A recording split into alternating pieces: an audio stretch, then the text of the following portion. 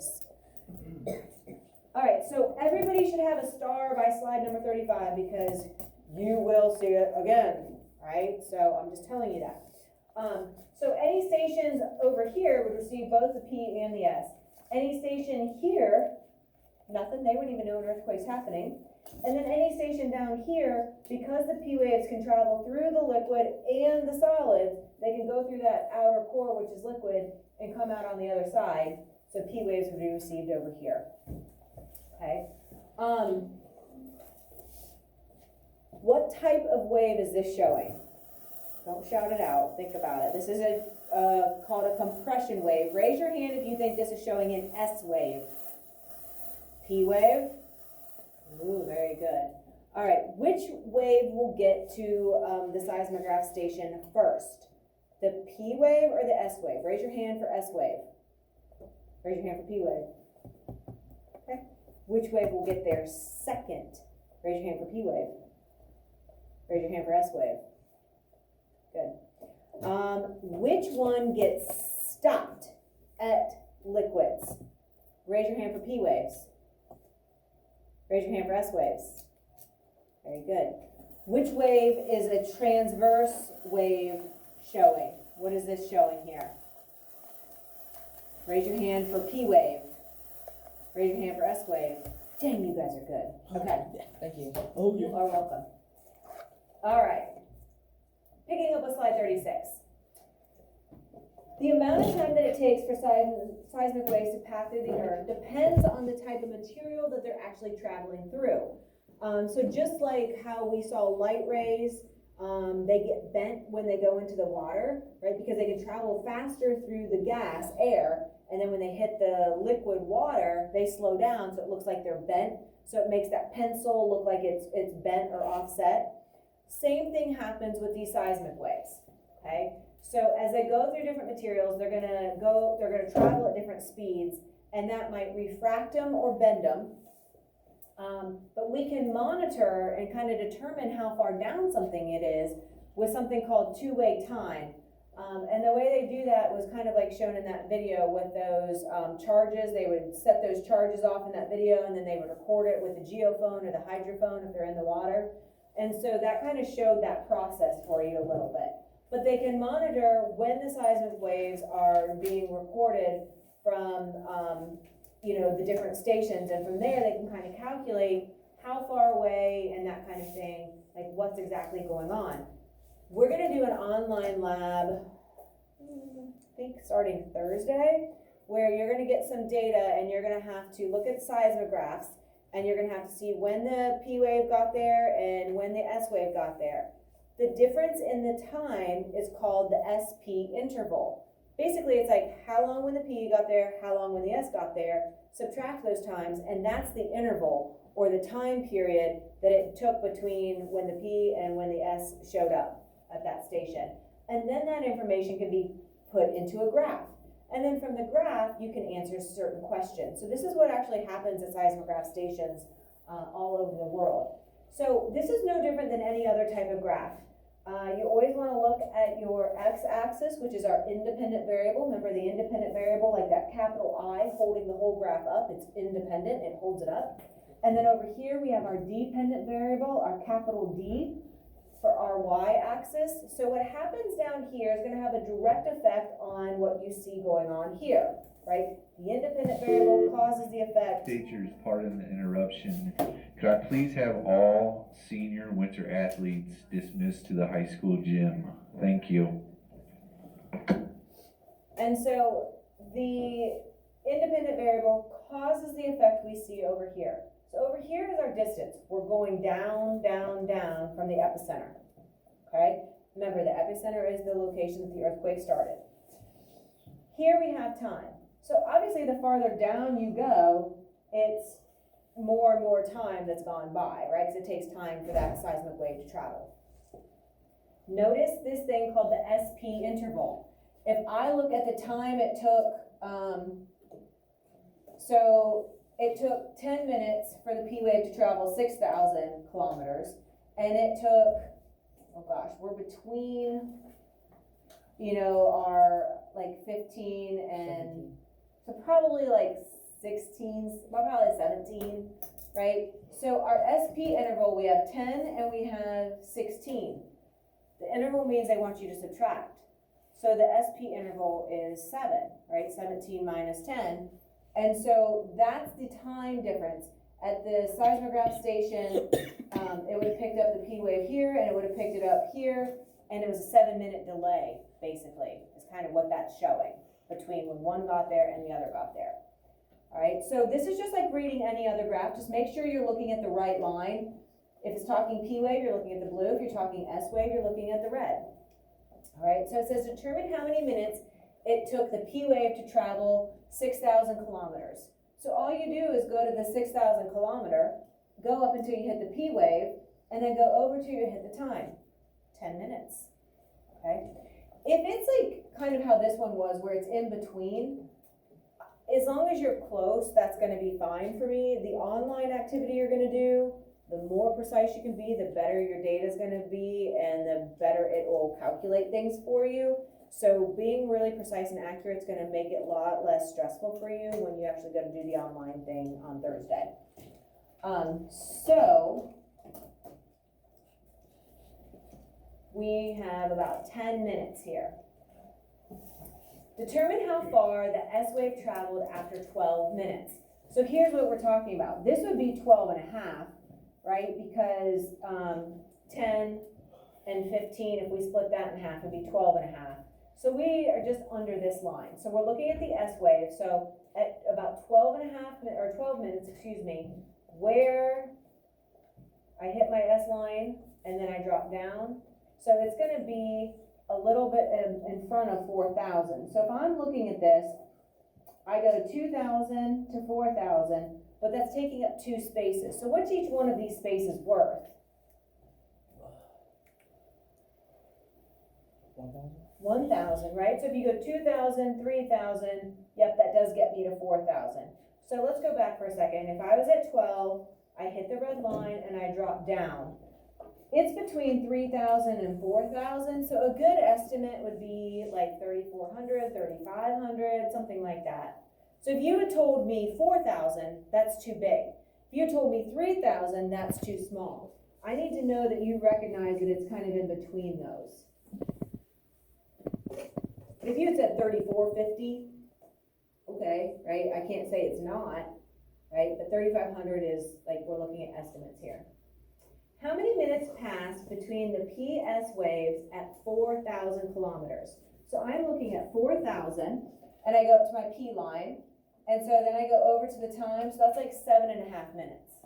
So I'm gonna write that down, 7.5 minutes.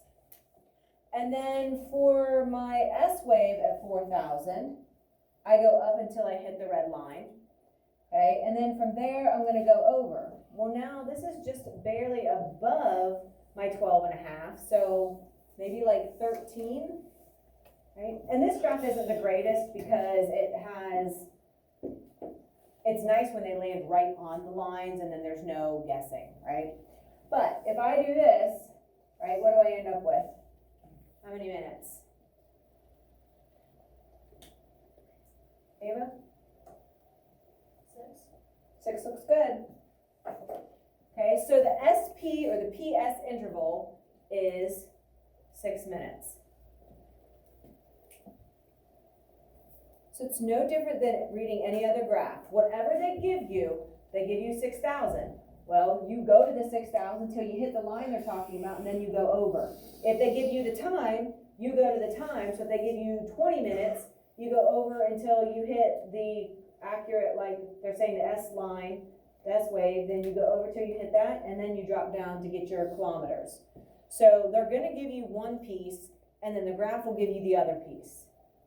Just like any other graph that you've ever used. Okay, how long did it take the P wave to travel 5,000 kilometers?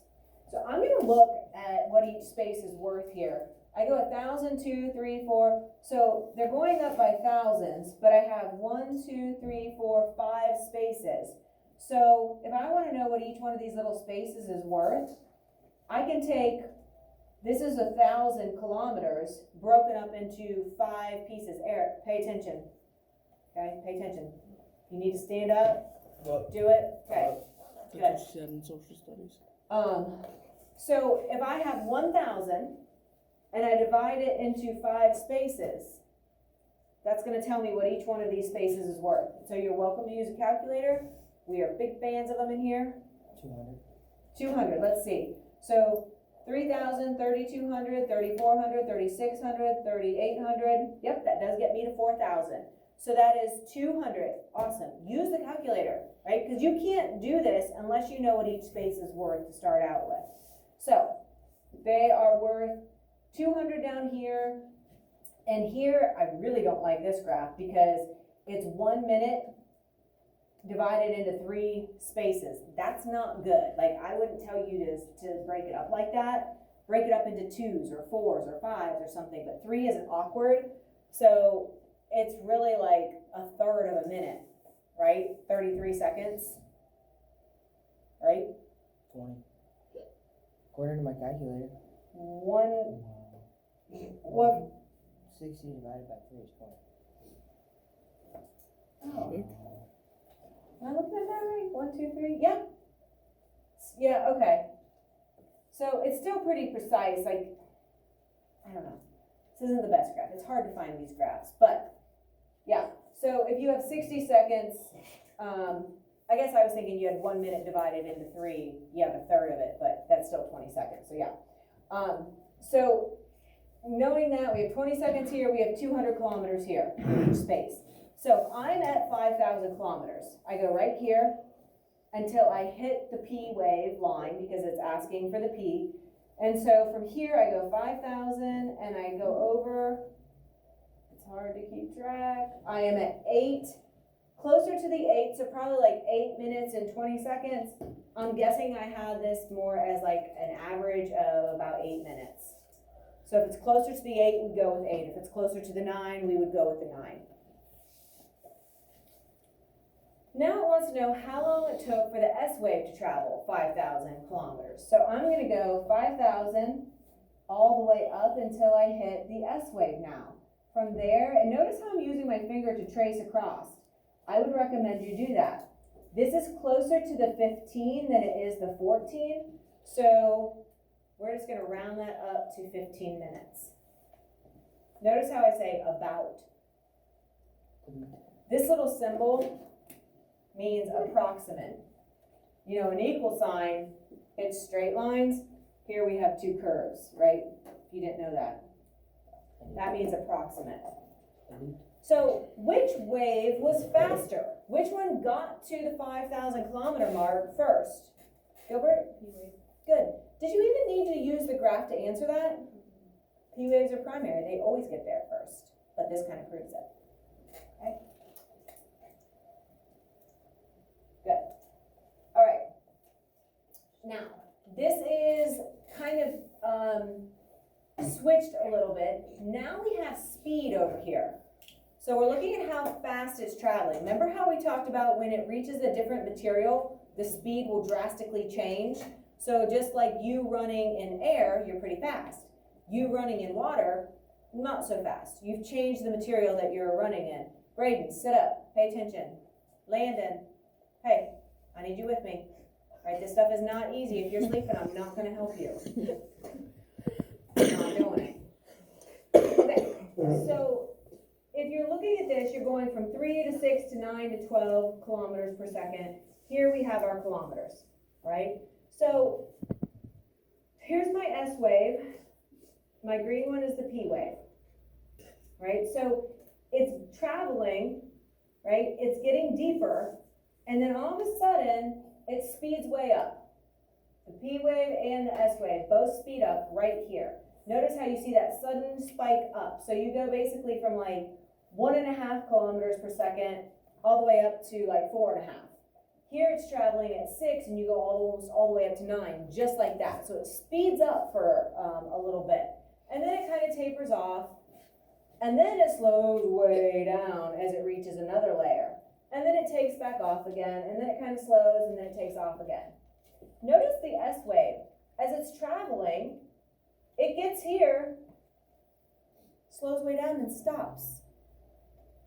Think about what might have happened there. What could have happened? It hit liquid. Hit liquid, it hit that outer core, right?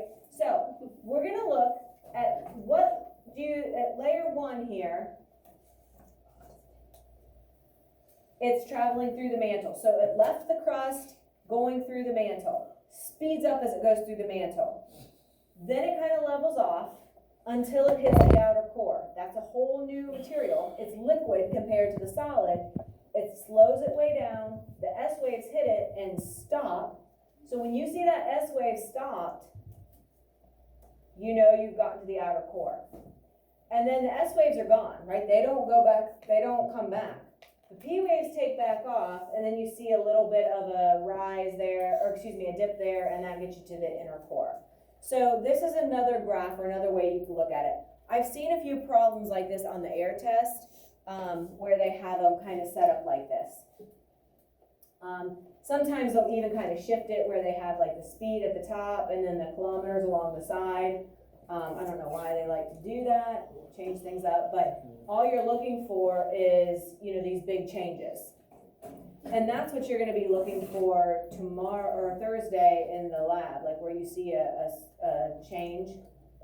This is kind of like from the video yesterday, where it took that data and the computer like ran these programs with that data to give us kind of a visual of what's going on. And we call this two-way time. So from this data, they're able to get this information. They can see it reflects here, here, and here, showing us those different barriers or different layers that that seismic wave is entering into. All right, so we call it two-way time. It's the time it takes for the seismic wave to hit the bottom and bounce back up. And we can determine how long that took. We know the speed that it should travel. And so from there, you can kind of work in reverse. If you think of algebra, solving for the unknown variable, in this case, you're solving for distance, okay? Because the equation for speed is distance divided by time. And so if you have the speed and you have the time, you can rearrange that to solve for distance. And that's what they actually do. That's kind of built into that algorithm in that computer program, to take this and turn it into this so we can get different, how deep those different layers are. All right, so there's one more thing in this unit, and this is called triangulation. This is what, like at an actual seismograph station, they have all these reels of paper. I'm assuming that now they have all gone computerized, but this is kind of like what it would look like at some of the older stations. But if there's nothing going on, like you just seeing like a real faint squiggle. If you see some seismic activity, you see this, okay? All right, so let me ask you, if you are using triangulation, you don't really know much about it, how many things are going to be involved with triangulation, do you think? Just a guess. Eric, what do you think? Triangulation. I think it's, I don't know. You know what tri means? Triangles. 3. How many Yeah, sides? 3. Okay. So we're probably going to be dealing with 3 of something. Okay. So have you guys ever heard of triangulation with cell phones again?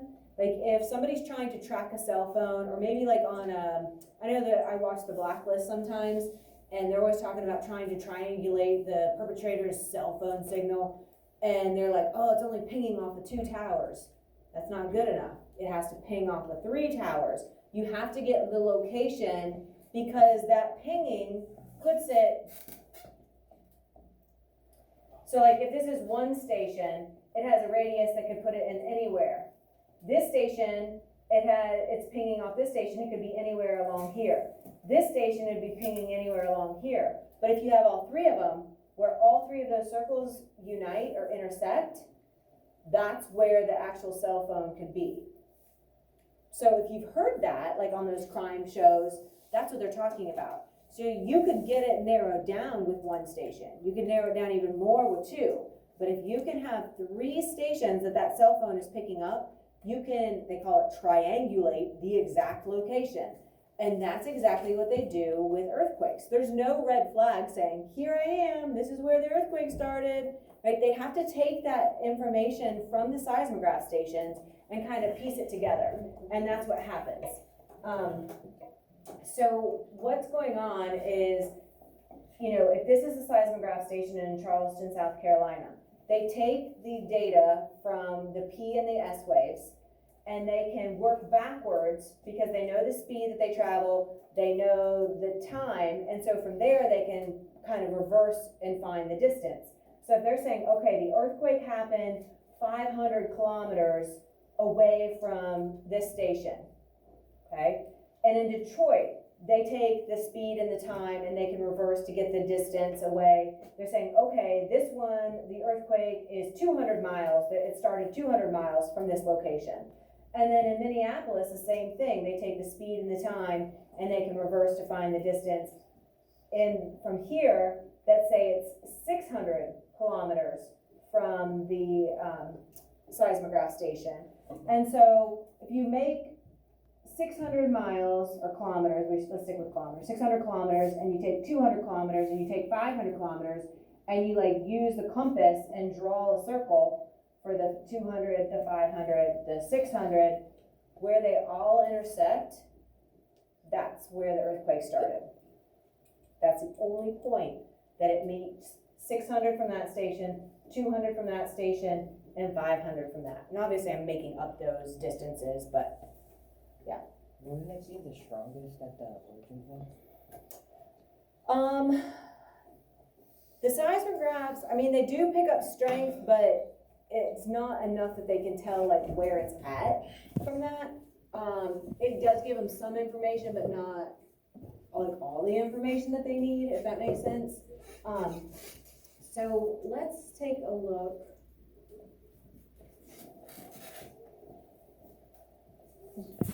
Let this